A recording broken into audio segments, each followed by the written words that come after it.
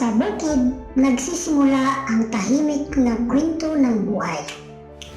Sa bawat hampas ng hangin, may bulong ng kasipagan at pag-asa.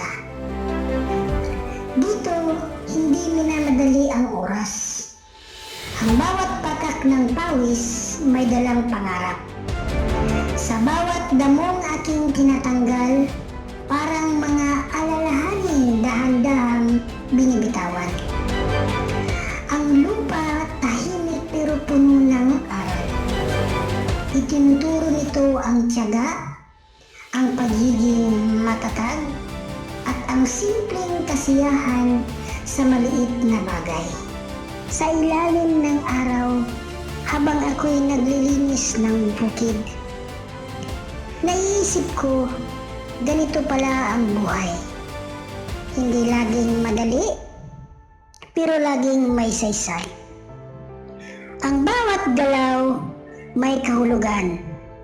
Ang bawat pagod may gantimpala. At sa katahimikan ng probinsya, natutunan kong pakinggan ang aking sarili. Natuto akong bumagal at namnamin ang bawat sandali. Dito sa bukid, hindi lang lupa ang aking nililinis, pati ang aking isip at ang aking puso.